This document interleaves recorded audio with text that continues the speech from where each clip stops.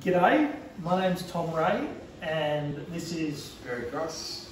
We are from Accessible Homes Australia and we're really happy to be talking to you today. First of all, we'd just like to congratulate Advanced Rehab Centre for putting this conference on. As we've found through going through the SDA process ourselves over the last couple of years, it's a wonderful scheme, but it's very complicated to some people, to the uninitiated, and full of jargon, and so it takes a bit of working your way through. But as Perry's going to tell you today, and as you're going to see from the tour of his house, once you do get through the process and you find the solution for you, for yourself, it's really a life-changing scheme and it's a wonderful opportunity to change people's lives. So I'm going to ask Perry a few questions during the course of the next little while, and he'll talk to you about his experience, and then I think throughout the process, when it's online, you're going to get the chance to ask a few questions and we'll be able to respond to you live. So, without further ado, Perry, do you want to tell us a little bit about yourself? So just for everyone, my background is I suffered a spinal cord injury at the age of 19, playing rugby union. I'm now a C2 ventilated quadriplegic, which means I can't move or feel anything below my neck, and obviously rely on 24/7 care supports from my workers to basically do everything for me. I can't actually do anything, so I rely on people to help me do the day-to-day things. So I guess for me, I've always been in a situation where my housing has been supplied by my family ever since my injury. I lived with my mum and dad for a few years, then I transferred and lived at my sister's house for a little while, and then after that lived with my brother, and then my brother's living situation changed, and then I found myself in a place where I had no market. Not too many options. Not too many options to look at. So, I mean, is it fair to say, 25 years since your injury, your care situation for personal care has been pretty much adequately dealt with a long time ago. You've established some professional things for yourselves to do, which we'll talk about in a moment. Perry Cross Spinal Research Foundation, for one, has raised nearly $14 million over the last decade for spinal cord injury and repair research.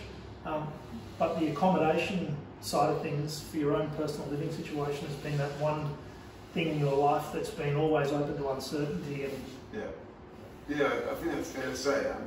Care has always been adequately supplied in terms of I've never had any real difficulty getting care and supports because I've got complex needs, so having care is just around the clock, and but the housing and accommodation has always been a huge obstacle for me because even when you travel, what it's like when you travel is never find a hotel to stay in, but the whole housing sector in Australia. Your permanent housing. Yeah, permanent housing. There is nothing, there is no setup for that. Until SDA. Until SDA, that's right. So tell me, how did you come across the SDA and what circumstances were you in when you discovered it? Well, it was through my work with the Spinal Research Foundation that I actually discovered or met Greg Barry, and Greg Barry was my specialist supports coordinator through the NDIS process, and Greg helped me put together my specialist support coordination plan and then submit that to the NDIS, and to be honest, it was over about a 2-year period. It wasn't quick, it took a long time, and there was a lot of toing and froing with the NDIS about certain things because we're only early into the scheme on the Gold Coast. So it's quicker now, yeah, but can be just as complicated and daunting though from what we've heard. Yeah, so it is it's important to have really good people, you know, supporting you through that process. Greg was phenomenal for me, and we got to a point where I got SDA approved my plan. So you're registered as an SDA participant? That's right. Yeah. And then you can go and look at the market and see where you want to live. Right.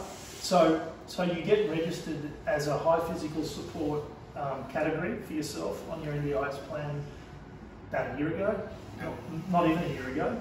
And then, as you said, while that registration was being considered, you started looking around where you live here on the Gold Coast for what opportunities you have to match yourself to an SDA dwelling. And what did you find? Yeah, not much. There was absolutely no SDA available to actually move into. There was zero. There was some. I think from memory there was some group homes, some legacy stock, which we're in the northern suburbs of. Yeah. But in my postcode, in my area, there was absolutely nothing. Yeah. And I wanted to be close to family. I wanted to be centrally located. You know, shops, restaurants, bars. You know, near the beach. Close to my work, my office is in Surface, so I wanted to be near that. Yeah. A few basic things: flat, public transport. You know, the basics. Wasn't asking too much. No. Yeah. No. I guess for you, an SDA outcome with your mobility challenges is going to be different for someone else with perhaps some mental impairment or acquired brain injury. So I guess the great thing about the SDA is that it caters for all sorts of different types of needs, but you had a very specific outcome in mind, as you just outlined. Yeah, and I think you know, you want SDA to meet your needs with accessibility and those sort of hard fixtures and fixtures in the house, but I guess it's also a lifestyle thing that makes you know, living enjoyable, and not just, we don't just want to plonk people into houses and there's your housing outcome. It's got to be about improving people's lifestyle and support needs, their care needs as well. Right. Okay, so you get registered, you look around, you find there's not much available on the Gold Coast, and that's, as you said, because the scheme is pretty new. It only rolled out on the Gold Coast not long before you started going through the registration process. Having not been able to find anything, you went out looking. Yeah. And where did you end up? Well, I went looking, and then, well, I guess in the meantime, we set up Accessible Homes Australia. There are two other mates that have skills in other areas, a builder and a gentleman in real estate with a real estate background. And between us, we set up Accessible Homes to help solve people's problems because we could see a bigger picture problem. And then we went looking, we started sort of, you know, looking in centrally located suburbs of the Gold Coast, and near public transport. Ticked all those boxes you were just talking about before. And we found a place in Broadbeach. Where we are right now. That's right. And the place we are right now, which we'll take you on a tour of shortly, is it's a building called Cube.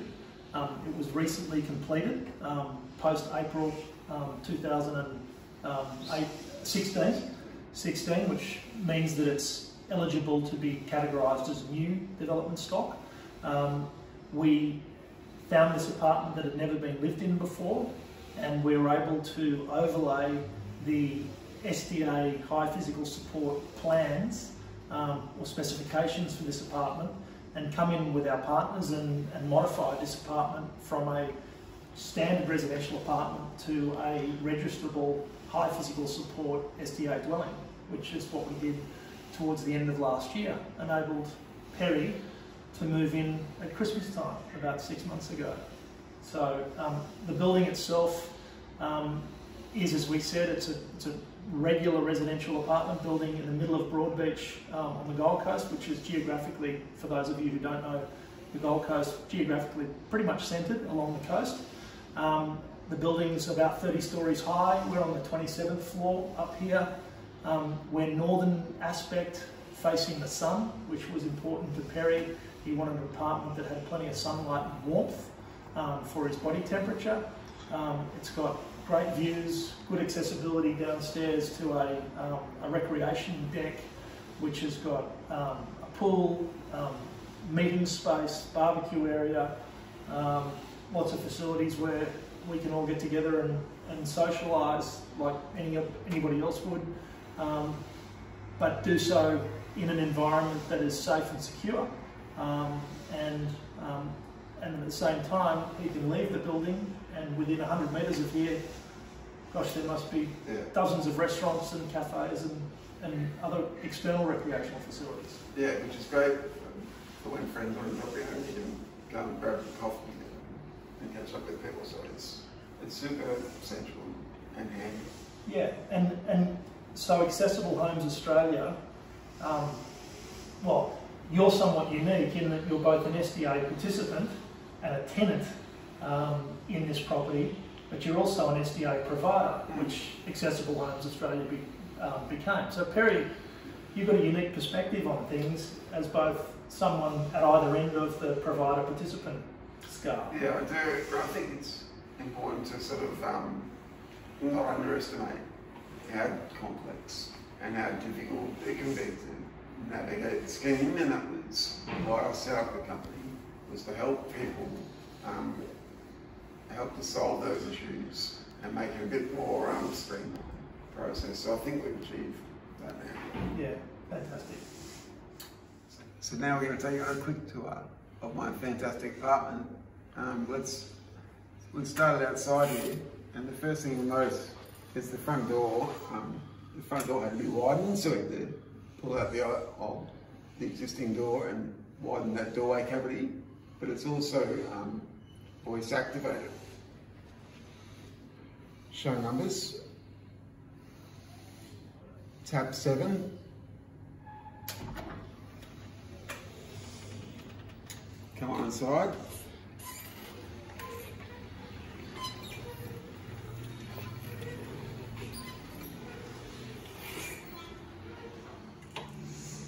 So now we're on the inside of the apartment, and we'll show you the internal features. So I'll start by showing you the door, which is not just voice control, but also it's touch control.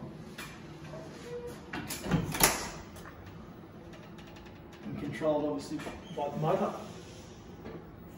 at the top there. Yep.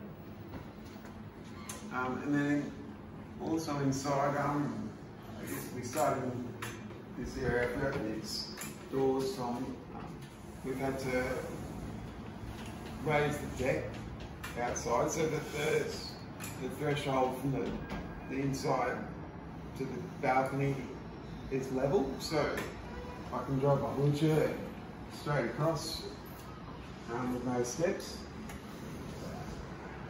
And then if you keep following, we'll point out some other areas of the house which are all accessible. I guess one of the things that's really cool is the voice activation system, which is the Alexa system, which controls the blinds, the air conditioning,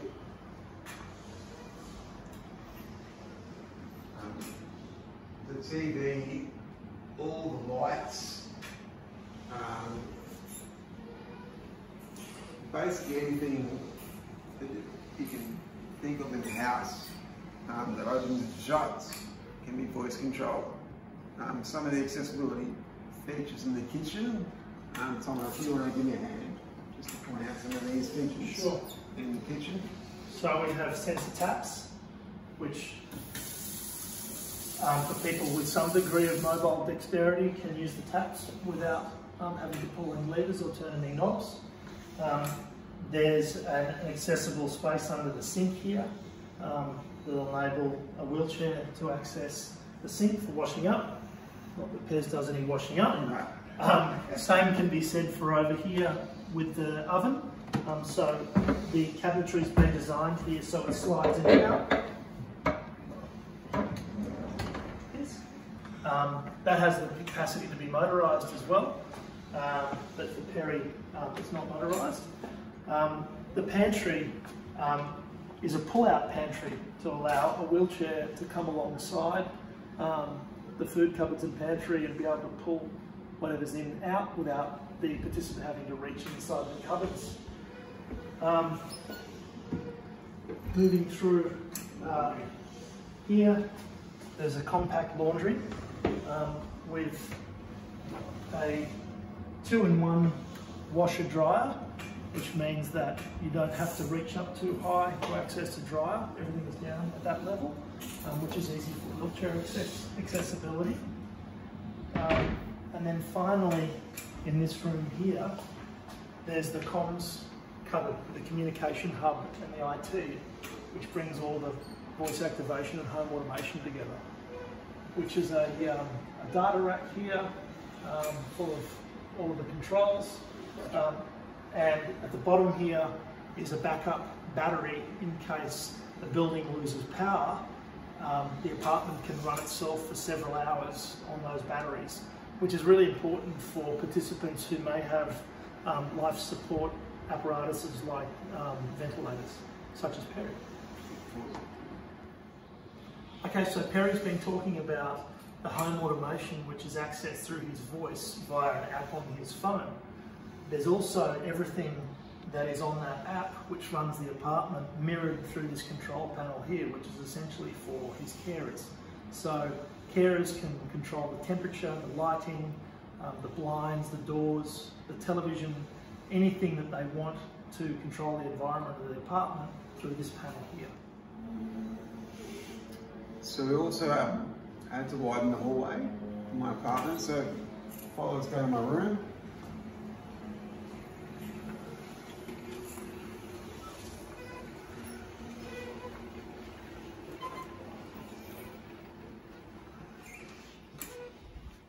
So here we are in my room, and in my room you'll notice there's plenty of sunlight, which provides heaps of warmth, both from the northern sun and the western sun, because you know, part of my disability requires that I need warmth and I don't have very good temperature control. So that to me is a vital part of my living. Also in this room you'll notice there's ceiling hoist provision, and there's another Alexa box on the bed head there that'll operate my TV, and the blinds, all the lights and aircon in this room as well. And then also in this room, you'll notice the floor is level, so the transition between the bathroom and the bedroom is flat to allow the shower chair and wheelchair to move between both spaces. And then part of the provision is, you know, rails on the toilets and that sort of stuff, which obviously I don't use, but it's part of the provisioning. And there's also another door control mechanism in my bedroom as well. So push button to open and control, but also with voice. Follow me back out to the lounge room. I'll show you the rest of the house. So there's a spare guest bedroom on my right, carer's retreat, and also some storage and another bathroom.